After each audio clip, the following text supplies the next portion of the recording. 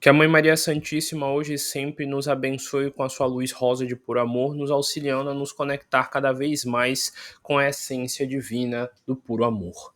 Ave Maria, cheia de graça, o Senhor está contigo, bendito sois vós entre as mulheres, bendito é o fruto do vosso ventre, Jesus. Santa Maria, Mãe de Jesus, rogai por nós, buscadores de conhecimento, agora e na hora do nosso desenlace, que assim seja. Boa noite a todos, sejam muito bem-vindos a mais uma reunião de estudo aqui do Centro Espírita Os Humildes de Jesus. E hoje, como foi pedido lá no grupo, eu vou falar sobre o tema da família. Uma pessoa pediu que ela queria entender melhor as relações familiares, o papel do pai, da mãe, do filho e também porque nós nascemos em um contexto de família e qual a importância e a relevância disso para a evolução do nosso espírito. Bem, esse tema ele é bem vasto e bem interessante porque dá para a gente refletir várias óticas desse assunto e da importância disso para a evolução de um espírito. Então, bora começar do começo, como diz o popular. Quando a gente está prestes a encarnar, existe todo um processo de escolhas que é feito geralmente lá no plano espiritual, para que a gente possa viver a encarnação, entre aspas, mais perfeita possível para o nosso espírito. E todo esse processo, ele é muito bem planejado pelo nosso anjo guardião, que geralmente é um espírito muito evoluído, que já nos acompanha há inúmeras encarnações, então ele sabe muito bem quais são as minhas tendências positivas, as minhas tendências negativas, ele sabe onde eu geralmente erro, onde eu geralmente deixo a desejar, quais são as coisas que geralmente me puxam para algum caminho, positivo ou negativo. Ele já conhece toda a minha história, todas as vezes que eu encarnei e todas as experiências que eu passei. Ele, então, a partir disso, observa quais são as coisas principais que precisam ser trabalhadas na minha essência, no meu espírito, para que assim essa nova encarnação que eu vá ter seja uma encarnação proveitosa. Geralmente é feito todo um processo de escolha para que as maiores chances possíveis de que eu saia dessa nova encarnação evoluindo aconteçam. Então, de acordo com os meus méritos kármicos e dármicos, serão escolhidas as formas com que eu posso encarnar de acordo com a melhor encarnação possível que eu tenha o máximo de benefícios possíveis. Eu já tenho uma palestra aqui só sobre karma e só sobre dharma aqui no canal, mas explicando por cima, karma é uma palavra do sânscrito que significa ação. Então toda ação que o meu espírito tomou acaba retornando para mim devido à lei hermética da ação e reação, como a gente chama aqui no kardecismo, a lei de causa e efeito. Porque se eu jogo uma pedra, eu sou a causa, e se essa pedra quebra uma vidraça, esse ato de quebrar a vidraça é um efeito. E eu serei responsável pelo efeito causado, porque se eu não tivesse jogado a pedra, não teria quebrado a vidraça. Eu gosto muito de utilizar a frase que eu li no livro Mediunidade de Cura de Ramatiz para definir karma, porque para mim essa é uma das melhores interpretações que eu já vi. Ele diz no livro que nós somos como crianças, crianças no sentido de que a gente é meio inocente, meio burrinho, meio que ainda está aprendendo direito as coisas e que não tem total consciência do que a gente está fazendo. Crianças que enfiam a mão em brasas quentes, seguram essas brasas, jogam em alguém para queimar a pessoa e depois fica chorando, olhando para as mãos e pensando: meu Deus, por que minha mão está queimada? Porque no ato de querer se vingar ou entregar ódio para alguém, ou então machucar alguém, ou então tomar uma atitude, a gente geralmente não pensa na consequência. E eu gosto dessa ideia que Ramatiz entrega, porque ela deixa bem claro que, ao mesmo tempo que você está tendo uma intenção negativa contra alguém, você está tendo uma intenção negativa de mesmo nível para você. E a lei do karma significa basicamente isso, que toda ação que você provocou retorna contra você. Também lá nessas religiões que falam sobre essa visão mais espiritual, tem o Dharma, que seria o oposto do karma. Então, toda vez que eu amo alguém, que eu faço uma oração por alguém, que eu sou empático, que eu sou generoso, que eu sou bondoso, eu também estou emitindo energias positivas ao meu redor e na minha essência espiritual. E a vida ela é basicamente uma balança em equilíbrio. Se você está produzindo mais dharma, coisas boas, e menos karmas, vai chegar uma hora que o seu espírito só vai ter produzido coisas boas e ele terá chegado a um nível de evolução muito bom. E ele não vai precisar mais encarnar, ele não vai sofrer mais, porque ele já chegou a um determinado nível onde ele só emite amor e ele só recebe amor de volta. Então, na hora que a gente vai encarnar, então tem que ser levado em conta os dharmas que a gente produziu e os karmas que a gente produziu. Vamos dizer que você produziu muito karma negativo. Provavelmente a sua encarnação vai ser bem sofrível, vai ser uma encarnação bem dura, passando muita necessidade, passando muita fome, passando muito sofrimento. Agora vamos dizer que você foi uma pessoa boa, sei lá, você foi um bom pai na sua encarnação passada. Provavelmente você virá numa família onde um bom pai lhe acolherá. Você foi uma boa mãe na encarnação passada. Provavelmente você virá numa família onde uma boa mãe lhe acolherá. Ah, mas Francisco, eu nasci numa família onde minha mãe me rejeita. Mas às vezes uma vizinha, uma amiga da sua mãe, uma tia acaba lhe acolhendo e cuidando de você como se fosse sua mãe. Então, quem realmente tem mérito, entre aspas, não fica entre aspas, sem pai ou sem mãe, porque sempre vai aparecer alguém no caminho para cuidar, para dar suporte, para orientar e para puxar para o caminho correto se essa pessoa tem mérito para isso. E lembrando, lei de causa e efeito, karma e dharma não é necessariamente, sei lá, você bateu em alguém, você vai apanhar. Sei lá, você torturou alguém, você também será torturado. A lei de causa e efeito ela fala sobre você sofrer na mesma proporção algo que você fez a alguém. Então vamos dizer que eu torturei fisicamente alguém em uma encarnação passada minha. Mas nessa encarnação, torturas, felizmente, não são comuns fisicamente. Então eu posso acabar por ser torturado emocionalmente por alguém, sei lá, sentindo carência emocional, sentindo ciúmes, sentindo dores emocionais. E hoje em dia, como é dito pela ciência, para quem não sabe, uma dor emocional, ela é tão dolorosa quanto uma dor física, porque os sistemas de dor no nosso cérebro basicamente funcionam da mesma forma quando a gente está sentindo uma angústia e um sofrimento emocional para um sofrimento e uma angústia física. Então, hoje em dia, passar por muitas dificuldades e problemas psíquicos pode ter uma relação com a forma com que nessa atualidade, onde felizmente os castigos físicos deixaram de existir, as pessoas sofrem também, só que sofrem numa esfera psíquica, como forma de devolução pela ação que eu mesmo projetei, que eu mesmo criei. De novo, voltando lá. Então, meu anjo guardião, os guias espirituais, lá na colônia específica para quem vai reencarnar, tem todo um processo de estudo para que a gente venha no ano certo, na hora certa, na data certa. Eu já li um livro que dizia que geralmente as pessoas que vão encarnar no ano X, vamos dizer que vai encarnar em 1990, todo mundo que foi para encarnar em 1990 estudou junto, em colônias separadas, em locais separados, para que eles encarnassem naquele determinada faixa de tempo de ano. Porque quando eles chegassem a uma determinada idade, eles seriam responsáveis por transformar o mundo com a mentalidade que eles possuem.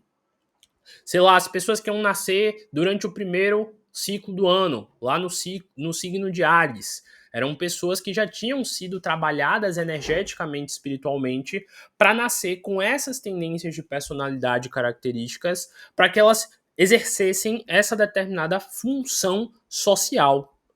Por exemplo, tem pessoas que, se a gente observar, elas têm um jeito mais explosivo, mais enérgico, mais autoritário e que tem características mais dominantes. Tem aspectos e características de liderança nelas próprias. Por quê? Porque a nossa sociedade ela precisa, em alguns contextos, de líderes, de pessoas que atuam, que fazem acontecer as coisas. Em outros contextos, a nossa sociedade precisa de pessoas que refletem, que pensam, que idealizam, que têm muita criatividade, muito poder mental. Sei lá, as pessoas do elemento ar, as pessoas do elemento fogo são as que eu acabei de citar. E tem as pessoas que são as concretizadoras, as que materializam coisas, as que fazem coisas concretas, as pessoas da terra, do elemento terra. E tem as pessoas que trabalham com a parte emocional, o sensível, o carinho, a música, a coisa bela que toca a nossa essência, que seriam as pessoas do elemento água. Então, se você encarnou num determinado mês, numa determinada faixa do ano, num determinado contexto, tem um motivo para isso. E você provavelmente estudou e trabalhou lá no plano espiritual para que você exatamente encarnasse naquele contexto, naquela época, para provocar exatamente esse tipo de mudança na realidade. Para quem quiser entender melhor isso, hoje em dia tem vários livros sobre as crianças índigo, crianças cristal e outros tipos de denominações que seriam espíritos que já nasceram com uma missão para desencadear a mudança e a transformação aqui na Terra. Nós também, de outros ciclos mais velhos, também temos missões específicas de acordo com a nossa experiência. Então, é importante a gente ter essa noção de que todo mundo vem com um objetivo, todo mundo vem com a encarnação muito bem planejada. Se você tá aéreo aí e não tá sabendo o que fazer com a sua encarnação, você precisa estudar, refletir, buscar e entender o que é que tá faltando em você. Então, repetindo, cada um de nós vem em um ciclo encarnatório do ano de acordo com a necessidade do nosso espírito. Repetindo, se eu nasci numa determinada época do ano, regido por uma determinada energia, eu tenho missões específicas. Se eu nasci na época do verão, se eu nasci na época do inverno, se eu nasci na época do outono, meu espírito pegou parte dessas energias que estavam dominando aquela área e aquela época do ano. Então, lá no plano espiritual, nós somos muito bem preparados para isso, para que a gente encarne no contexto certo, na época certa, tendo assim experiências que ajudem na evolução do nosso espírito. Que nem eu estava falando aí, as crianças índio, as cristal, etc., são crianças que tem um espírito, que tem uma forma diferente de pensar, um jeito diferente de lidar com as emoções, um jeito diferente de lidar e de pensar o mundo. E eles são muito disruptivos. Eles tendem a não aceitar ordens, eles tendem a questionar as coisas, a não ser que alguém fale com uma certeza muito grande e mostre lógica para eles, eles têm a tendência a não aceitar a ordem que seja dada. Então, cada pessoa de cada safra, vamos dizer assim, tem objetivos diferentes. Se você nasceu entre os anos tal e tal, seu espírito tem um determinado objetivo. Se você nasceu entre outro ano, outra época do ano, seu espírito tem um objetivo diferente. Tanto que se a gente sair do kardecismo e for para a parte da astrologia, tem vários estudos sobre isso. Se você nasceu em tal ano, seu Saturno é em tal signo. Já tem uma parte aí de como seria a sua tarefa kármica, já que Saturno fala sobre a passagem do tempo. Geralmente, pessoas que nascem em uma determinada faixa do ano, elas têm regências planetárias diferentes. Então, cada um tem energias no seu espírito que serão necessárias para a evolução dele. Então, o nosso espírito, ele vem com a tarefa muito bem determinada.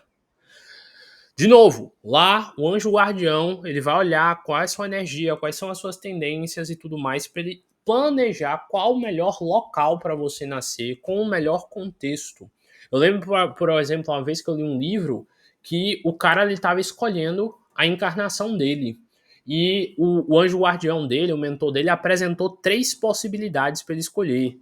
Uma era num país, outra em outro país e outra em outra. Uma era numa família, outra família. E uma ele ia ter uma religião, outra religião, outra religião. E uma ele ia ter uma profissão, outra profissão, outra profissão. E deram a ele a oportunidade dele fazer a escolha. Porque assim ele definiria certinho como é que seria a encarnação dele. Se ele preferia nascer no Brasil, num determinado contexto, com uma família e ter uma determinada história, ou se ele queria em outros locais. Então, por isso que eu sempre bato aqui na tecla. Se você hoje tem esse nome, nasceu nessa cidade, trabalha nessa coisa, tem essas dificuldades, é porque você escolheu. Você teve consciência disso antes de encarnar. E você tem que realizar um trabalho associado a isso. Um trabalho forte para você desenvolver o que o seu espírito precisa. Sem falar que existem as questões de ancestralidade. Nosso espírito ele é dotado de energia. E energia se atrai. Eu sempre explico aqui para vocês a lei da afinidade. Já cansei de contar a história de um fiozinho que puxa o outro e etc. Eu nem vou repetir aqui porque quase toda palestra eu falo isso. Mas o seu espírito, ele tem várias cadeiazinhas de energia que são atraídas por afinidade.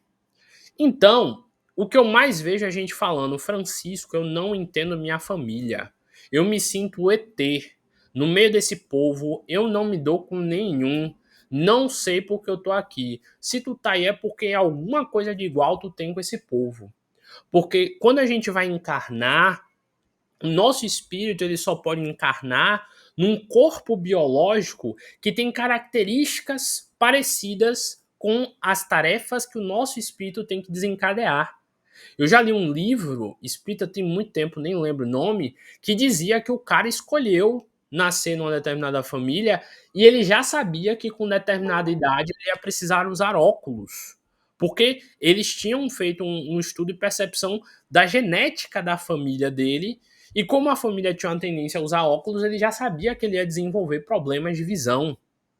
Outro livro eu também li que a pessoa já sabia que ela ia ter problemas de coração e que ela ia desencarnar com problemas de coração porque a família dela já tinha uma tendência genética a isso. Então, até as doenças que você vai passar na sua vida, se você não cuidar do seu corpo, você já vai sabendo, você já vai ciente. Porque a gente bem sabe, se sua família tem tendência a ter pressão alta, há grandes chances de que você desenvolva pressão alta. Mas, como a gente está cansado de saber e os médicos falarem, se você pratica atividade física, se você dorme bem e se alimenta bem de forma equilibrada, você pode viver a sua vida inteira sem desenvolver problema de pressão alta. Ou desenvolver problema de pressão alta muito mais velho. Eu vi isso, por exemplo, aqui na minha família. Tem um tio meu que ele gosta de comer com abundância, ele também gosta de beber cervejas, álcools, enfim, com abundância. E ele não praticava muita atividade física. Com 40 e poucos anos, ele já estava tomando remédio de pressão e se ele não tomasse certinho era problema. Já meu pai, que sempre cuidou a vida inteira dele da saúde, dormia no horário certo, comia certo, etc, etc, ele veio desenvolver problema de pressão alta agora com 74, 75 anos. Então aqui eu já tenho uma noção genética de quando eu vou desenvolver, se for desenvolver, pressão alta. Como eu sou alguém que gosta de me cuidar, de alimentar bem, dormir bem, eu provavelmente, se tiver, vou ter lá com uns 70 e poucos anos pressão alta. Então, olha aí, se o espírito de cada um deles já não sabia dessa tendência. Eu aqui já sei dessa tendência minha. Imagine se meu espírito antes de encarnar não sabia disso. E eu tô falando de genética básica aqui. Qualquer professor de biologia, qualquer médico que você conversar vai lhe explicar isso. Tanto que tem família que você vê, uma pessoa vai e desenvolve a doença e a outra não. Tem família que alguns usam óculos, outros não, por causa do gene recessivo, gene dominante, enfim. Então, até isso meu espírito já sabia. Olha, eu vou nascer numa família que tem um pouquinho de tendência à pressão alta e se eu não cuidar, eu posso desenvolver ela.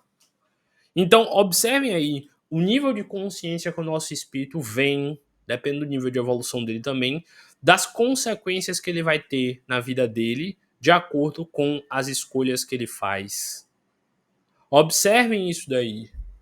Então, a sua parte genética, as doenças que você vai ter, as doenças que você não vai ter, as tendências emocionais, psíquicas. Se uma família tem uma tendência a uma doença psíquica, pode ser que você também tenha.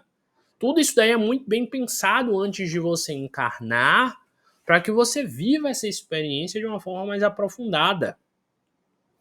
E, de novo, é tudo muito bem escolhido. Se você pediu para nascer em tal cidade, provavelmente você já conhecia os espíritos que iriam estudar na mesma sala de você, no mesmo colégio. Porque todo mundo que nasce numa mesma safra geralmente estuda junto, no prezinho, etc, etc. Então, os desentendimentos, os bullying, os atritos, as confusões que você viveu na época de escola, os namoricos, enfim, também já estava tudo pré-determinado lá no plano espiritual. Você sabia que ia ter tendência de que você reencontrasse o espírito de fulano de tal ou de fulana de tal na escola e que vocês poderiam acabar tendo um enlace porque em outras encarnações os dois já se bicaram juntinho, bonitinho e tudo mais. E se vocês brigavam nas encarnações passadas, provavelmente briguinha de colégio ia acontecer também. Por isso que é importante a gente ter um amor ao próximo, a paciência. Porque aquela menina chata que você não gostava no colégio, provavelmente você já não gostava de outra encarnação. E ela também não vai com sua cara pelo mesmo motivo. Então, de novo, tudo isso é muito bem planejado no plano espiritual. E você escolhe boa parte do que vai acontecer. E as tendências do que você vai viver também. Você já sabe quem vai ser seu pai. Geralmente o seu espírito conversa com seu pai em sonho e com a sua mãe e conhece ele antes.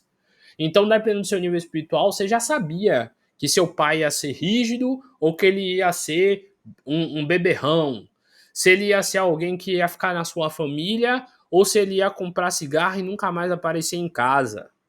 Você já sabia se sua mãe ia cuidar direito e até onde ela ia lhe ensinar. Você já sabia qual o nível de escolaridade dos seus pais. Você já sabia várias coisas. E, de novo, nada é por acaso. Se você é um espírito com conhecimento e pede para encarnar numa família que não tem muito estudo, possa ser que você, pelo seu desenvolvimento e conhecimento, o chefe do teu pai, a tia que foi morar na outra cidade, acaba olhando que você tem conhecimento e investe em você, e ajuda você, compra um livro e dá para você. Então, quem tem mérito espiritual, nada falta. Quem tem mérito espiritual, se for para você ter um bom pai, a sua mãe vai reencontrar um outro rapaz, vai namorar esse rapaz, e esse rapaz vai te assumir como pai. Mas não vai lhe faltar nada que o seu nível de evolução espiritual não faça por merecer. Sempre o universo dá um jeitinho, uma cordinha puxa a outra, quando você vê, tá lá. Aquilo que o seu nível espiritual permite ter, não falta. Eu já conheci uma vez uma moça que ela me dizia assim: Francisco, eu nunca parei em um emprego na minha vida. É um negócio absurdo. Toda hora eu mudo de emprego, mas eu nunca fiquei sem emprego e nunca passei fome. Porque sempre quando eu acabava um emprego, outro aparecia. E eu sempre tive uma certa qualidade financeira. Nunca me faltou nada. Mas eu já conheço pessoas que às vezes elas ficam anos e anos sem arrumar um emprego. Qual será a diferença? Porque tem pessoas que parece que o mundo sorri para elas. Parece que tudo acontece facilmente. Parece que tudo cai do céu. Parece que aquela pessoa nasceu, enfim, com muita sorte, como diz a gíria baiana, e que tudo dá certo para essa pessoa. É absurdo. Chega, como diz o povo, chega da raiva de fulana ou de fulano. É um cagão. Acontece tudo, mas com ele não acontece nada. Por que será isso? Porque alguns de nós já vêm com um certo nível de evolução, com um certo nível de qualidade de vida, com alguns tipos de experiências e outros não. Outros não. Ah, Francisco, então se minha vida tá ruim eu tenho de aceitar? Muito pelo contrário. Se a sua vida tá ruim, se você tá insatisfeito, se você não tá curtindo, é hora de botar a mão na massa. Ler livro até não aguentar mais, assistir palestra até não aguentar mais, se tornar alguém cada vez melhor. Porque você vai vibrar uma energia tão boa ao seu redor que uma hora você vai ser essa pessoa de sorte. Você vai ser essa pessoa que para tudo sorri. Porque você vai estar limpando e retirando os próprios erros e chagas kármicas que você carrega. Tem livro que explica isso com uma profundidade que até dá nó na cabeça. Eu fui ler uma vez um livro espírita que dizia sobre as forças centrípetas e centrífugas que existem do nosso espírito perante o nosso corpo espiritual e de como isso manifesta os karmas e os dharmas que a gente tem que vivenciar. Deu para entender alguma coisa? Talvez sim, talvez não. Mas basicamente o que o livro queria dizer é o seguinte, que se o meu espírito ele tem energia e consciência, ele sabe o que eu preciso passar ou não. Então a minha própria energia já vai emitir o que eu vou passar ou não. Num desses livros que eu li, dizia, por exemplo, o seguinte, que já estava lá escrito no DNA da pessoa que com tantos anos ela ia desenvolver câncer de tal coisa. Então o espírito dela, que comanda o corpo físico, já colocava lá para ela viver aquele aprendizado com determinada idade, com determinada percepção. E eu também já li livros que diziam o seguinte, que uma pessoa ela encarnou para passar por uma prova de uma doença determinada, mas ela fez tanto bem, ela se dedicou tanto, ela evoluiu tanto, que não tinha mais por que ela passar por aquela doença. Então, não veio para ela, não se manifestou. Não tem tumor benigno e maligno? Não tem essas coisas aí, enfim? Não tem, às vezes, casos que a pessoa tá doente e depois faz o exame de novo e não tinha nada? Enfim, cada caso é um caso. Se você realmente faz por merecer, você não vai ter que sofrer. Ah, fulano vai passar por tal doença para aprender a ser humilde. Então, se eu aprender a ser humilde antes mesmo disso acontecer, para que eu vou ter que ter a doença? Ah, fulano vai perder todo o dinheiro que tem para deixar de ser orgulhoso. Oxi. Então eu vou aprender a não ser orgulhoso antes mesmo que isso aí me aconteça. Oxi. Sou besta? É? Mas não, tem pessoas que, como diz a gíria, pagam para ver. Então, de novo, todo o seu processo kármico é escolhido e decidido. Então, se você tá nessa vidinha aí, agradeça. Aprenda a amar, a sentir prazer. Que maravilhoso é ser você. Imagine, eu estou na minha encarnação onde eu mais posso evoluir. Eu estou na encarnação onde o máximo de oportunidades que eu posso receber, eu recebo. Eu estou na encarnação onde, se eu fizer tudo certinho, o meu espírito vai evoluir a um nível que eu não posso nem imaginar. Então, como é que eu não vou agradecer uma encarnação como essa? Por isso que o texto aqui diz o seguinte, ó, a reencarnação fortalece os laços da família. Porque se você nasce nessa casa aí, é porque você tinha laço espiritual com essa mãe, com esse pai, com esse irmão, com essa tia, com esse primo. E é porque no contato e no convívio com eles que você vai ter que trabalhar espiritualmente várias questões suas. É nesse ato de vir e ir que você vai trabalhar muita coisa. Também já li livros que contava história onde um pai vinha depois como filho, que o filho vinha depois como pai, que depois um vinha como irmão do outro, e que nessa conexão constante de um com o outro, eles iam trabalhando aspectos espirituais profundos de suas próprias existências. Então, se você tem um irmão problemático que lhe enche o saco, é porque você pediu para vir com esse irmão problemático que lhe enche o saco e ajudar na evolução dele e ele também ajudar na sua. Já que se ele está tirando sua paciência, é porque você tem que aprender com ele. Se seu pai lhe dá problema, se sua mãe dá problema, se sua tia é um problema, se seu tio é um problema e vem sempre atrapalhar a sua vida de alguma forma, é porque é com eles que você tem que trabalhar vários aspectos. Já li livros também que diziam o seguinte, que sempre essas famílias, quando vêm para encarnar, elas são agrupadas de forma a ter níveis de evolução espiritual diferentes. Geralmente tem um espírito da família que seria, entre aspas, o mais evoluído. Depois tem um outro que é evoluído, mas não tão quanto esse. E aí vai ter todo um sanduíchezinho. Por quê? O atrasado vai testar o evoluído, se o evoluído é o evoluído mesmo. Imagina aí, eu sou um espírito que já aprendi a ter paciência. É com uma pessoa que tira a minha paciência que eu vou ser testado para ver se eu realmente aprendi a ter paciência.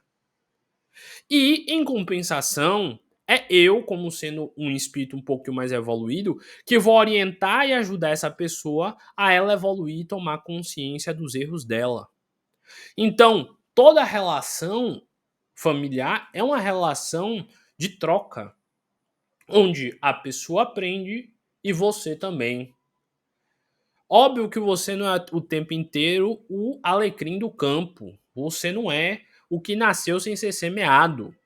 Você não é o bonzinho maravilhoso o tempo inteiro. Então vai ser hora que você vai ser o atrasado, vai ter hora que você vai ser o evoluído. Não se coloque logo numa caixinha, não, eu que sou o evoluído da minha família, não. Porque se você se coloca nessa caixinha, às vezes você é o pior. Você é uma peste, digo logo. Então, tenha paciência com todo mundo, porque até você descobrir quem você é no rolê, é trabalho. E se você descobrir que é o evoluidinho, sinto muito lhe informar, mais trabalho vem para você. Não ache que é banho, água, sombra e tudo fresco, não. Se você é o evoluidinho da família, não tem vaidade ou orgulho nenhum para você sentir disso. Significa que você vai ter ainda mais responsabilidade, que você vai ter que cuidar de você e ainda desses perdido tudo. Ó que delícia! Ó que maravilha! No mundo espiritual não tem esse negócio de hierarquia ser um negócio de ego ou de vaidade, não. Se você tá num patamar mais alto, é mais responsabilidade para você. É mais gente para você cuidar, mais gente para você influenciar, mais gente para você passar valor, para você ensinar paciência, para você puxar para religião, para você puxar para virtude, para você querer ensinar. E para você ainda ter paciência e calma com todo mundo que tá perdido. Porque o rolê é doido e é isso aí mesmo. E se vire, boa sorte. Então, de novo, quem foi que pediu para vir nessa encarnação, nessa família, com essa irmã, com esse irmão, com esse tio, com esse pai? Você. Então, como diz o ditado, quem pariu Mateus que balance. Tu não quis ir aí? Você não é o bonitão que quer evoluir espiritualmente? Boa sorte. Você pediu essa encarnação. Então, você assuma a sua responsabilidade. Todo mundo quer ganhar aumento, todo mundo quer ganhar um posto mais alto no emprego, todo mundo quer ganhar promoção, porque vai ganhar mais dinheiro, mas esquece que vai ter mais trabalho para fazer. E que se você está ganhando uma promoção é porque você tem nível para resolver ainda mais problema. Então aí aceite. Se você se acha o evoluidinho da sua família, mais trabalho para você de dar o exemplo para todos os familiares de não cair nas pirraças deles, de não se irritar, de não dizer. Porque hoje em dia, por exemplo, eu vejo uma moda. Parece que toda mãe é narcisista. Eu não vejo mais uma mãe boa nesse mundo. A mãe de todo mundo agora é narcisista. O pai de todo mundo é tóxico. Não tem mais um pai bom no mundo. E os filhos é tudo a flor do campo, né? Não tem um filho problemático, chato, birrento, insuportável que não quer nada com a vida, não é? O errado é sempre o outro. Nessa de dar diagnóstico, é sempre o outro que tem um diagnóstico ruim. Você é sempre o maravilhoso. Ah, porque fulano me estressa e tira minha paz. Você não tira a paz de ninguém, não, né? Você é perfeito, perfeita, maravilhosa, maravilhoso. Então é importante a gente ter consciência. Porque eu já conheci pessoas que me falavam sobre a vida familiar de um jeito que eu ficava assim, meu Deus, como é que fulano e fulana sofrem tanto? E que depois a vida, na oportunidade, me teve de conhecer os outros familiares e de ouvir outras versões de uma mesma história. E eu olhava assim e ficava, rapaz, eita mundão grande sem porteira, não é que no final é fulano e fulana que é os problemáticos da situação? Eu lembro de uma vez que eu estava vendo uma palestra de um rapaz que ele gostava de fazer trabalhos voluntários em abrigos. E ele foi num abrigo de idosos e ele foi conversar com uma senhora que estava lá largada, sozinha. Essa senhora vivia lá sozinha há anos, nunca recebia uma visita, Ninguém se importava com ela. A única coisa que os filhos faziam era ir lá, pagar e sumir. Hoje em dia, com internet, etc., paga e nem vai. E ela contava a história como se ela fosse a esquecida, a sofrida. Oh, meu Deus, que triste. Eu sempre fui uma boa mãe, generosa, amorosa. Meus filhos pegaram todo o meu dinheiro e me largaram aqui. Nem vem me visitar, etc, etc. E o cara ficou tão surpreso, tão condoído com a situação, que ele buscou o nome dela, buscou a família dela, porque ele ficou indignado. Como é que assim, aquela senhorinha tão doce, me tratou tão bem, tão gentil, etc, etc, etc. Ele foi lá e procurou a família dessa tal mulher. Aí a família da mulher falou: é fulana, né? Você veio aqui por causa do que ela diz, não é? Então sente aqui que eu vou conversar com você. A mulher maltratou os filhos, torturou. Os filhos tinha marca de agressão que eles sofreram na infância. Todos os filhos tomavam remédio controlado porque não conseguiam lidar com a vida de tanto que sofreram na mão dessa mulher. Casos absurdos de espancamento, marcas físicas. Chegou a ter um filho que, se eu não me engano, era até deficiente físico por agressões que ela fez quando era jovem. Enfim, um monte de atrocidade. Mas, quando você ia conversar com ela era a senhorinha tristinha, quietinha, que sofreu na mão de todo mundo. Então, eu contei essa história aqui também para a gente ter a nossa autocrítica, porque quando a gente aponta demais para os nossos familiares como sendo os piores do mundo, a gente tem que ver também se a gente também não é a pessoa tóxica da situação às vezes, se a gente também não é o problemático e não percebe, porque às vezes a pessoa também não percebe que ela é problemática não. As pessoas mais problemáticas que eu conheci na minha vida não percebiam mesmo não que elas também causavam muita boa parte do problema que aconteciam com elas. Então, de novo, os laços da família são muito bem organizados. Se tu nasceu com essa mãe aí, que é o capiroto, é para você aprender alguma coisa com ela. Se você também não merecesse, entre muitas aspas, passar por umas coisinhas na mão desta mamãe, tu nascia por outra mulher. Ó que maravilha! Se tu tem um paizinho, uma mãezinha boa, agradeça a Deus. E quando você virar pai, mãe, seja maravilhoso. Porque um dia essa criança vai cuidar de você. Um dia você pode vir filho ou filha dela. Então, todo bem que você faz retorna a você. Faço agora a mesma reflexão de Ramatiz. Se eu encho minhas mãos de bênçãos de amor e carinho e atiro bênçãos de amor e carinho nas pessoas, o que é que retornará para mim? Exatamente. Então, quando me pediram esse tema do lado da família, eu sempre penso nesses dois lados. Porque tem muita gente que aponta todos os familiares como os errados e não percebe também a sua parcela de culpa e de erro. É muito importante a gente ter essa noção. Você encarnou filho dessa mãe, deste pai, com este irmão, porque você escolheu e pediu. Mas isso também não significa que você obrigatoriamente tem que ficar o resto da vida do lado dessa pessoa se ela te faz mal. Eu não estou dizendo que você é obrigado a ficar do lado desse irmão só porque ele é seu irmão. Você tem que ajudar ele até a parte que lhe cabe, e se ele continuar no erro, tchau e benção.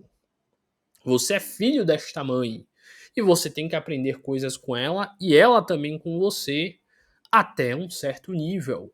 Seja bondoso, generoso, pratique o amor ao próximo, tenha paciência, acolha como você puder, mas também não significa que você tem que sofrer na mão dessa pessoa eternamente.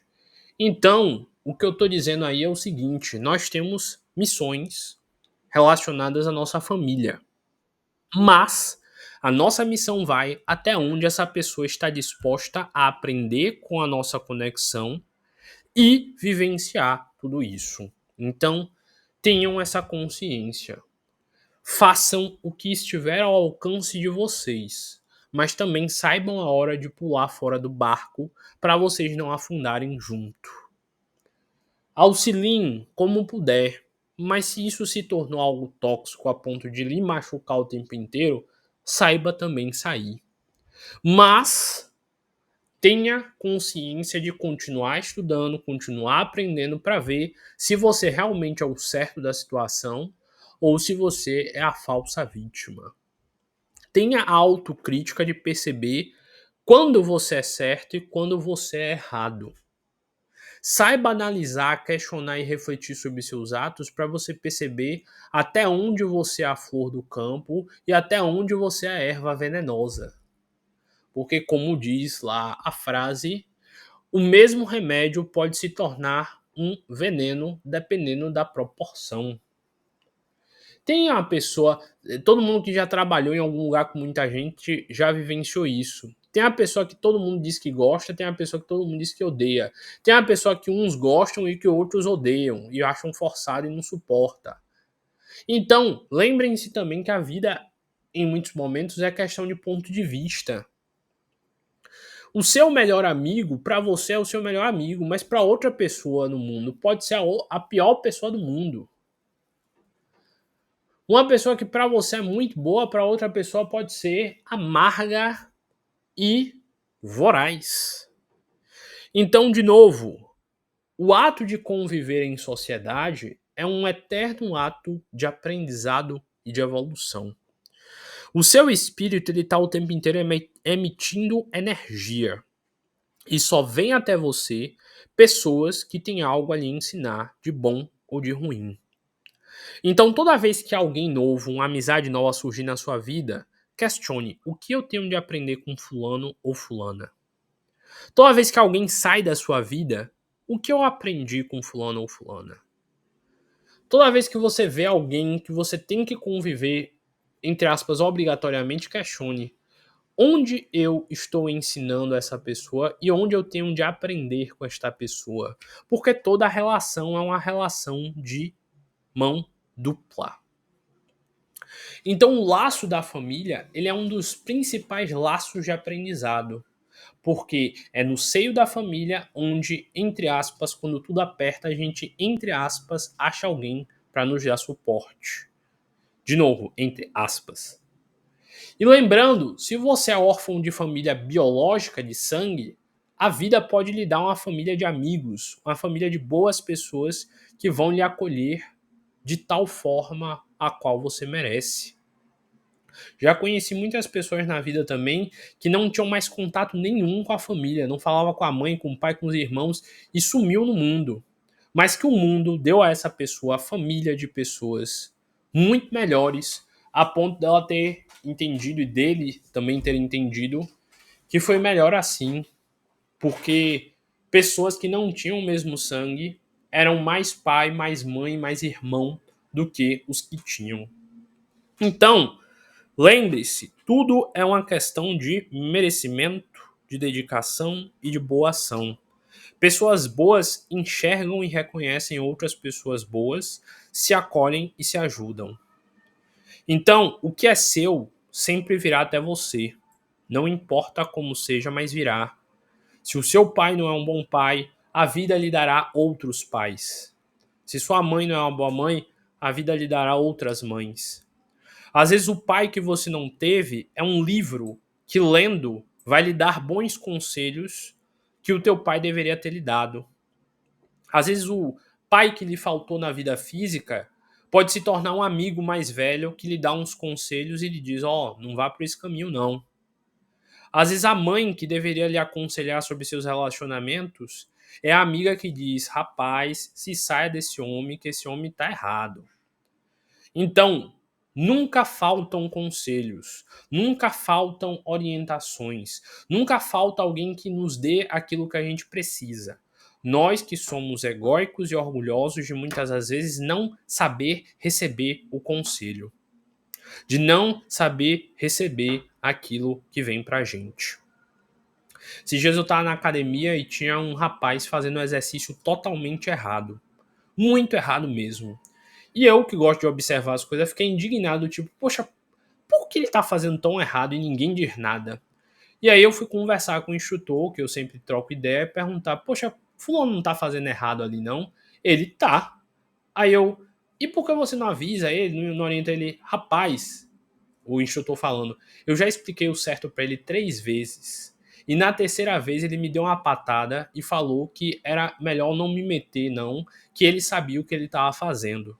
Então, naquele momento eu entendi por que ele estava fazendo errado e porque provavelmente ele iria lesionar o ombro dele e como a vida iria ensinar através da dor da lesão para ele a aprender a ter a humildade de ouvir alguém dando uma orientação.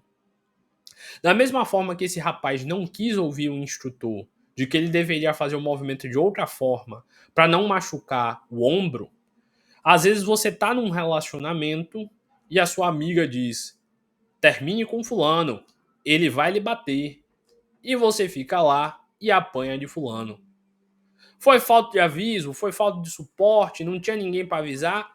Tinha sim. Nós que somos orgulhosos e vaidosos de não ouvir. Você já não ouviu da sua mãe, da sua tia ou de outro amigo, ó, não confia em fulano não, que fulano é falso. Não, fulano é meu amigo, eu duvido que fulano ia fazer isso. E você foi lá e quebrou a cara.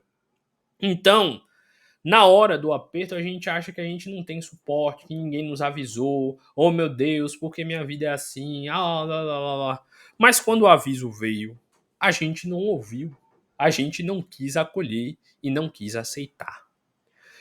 Então, deixo aí a reflexão. Os laços da família podem ser biológicos ou espirituais.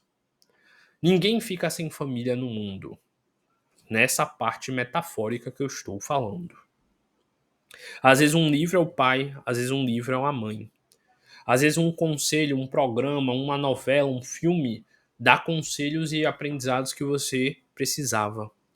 Então os laços da família eles são construídos de acordo com as escolhas que você toma de quem você quer perto e de quem você quer longe. E lembrem-se, da mesma forma que você é bonzinho, você também é tóxico. Eu acho que eu consegui resumir bem essa ideia. Se ainda quiserem que eu fale mais sobre laços da família, eu posso fazer na próxima, mais focado nessa parte espiritual de como é a organização, mas acho que eu já falei aqui o suficiente. Como o horário não me permite dar continuidade, nem deu tempo de eu ler o texto, mas é isso aí, vida que segue.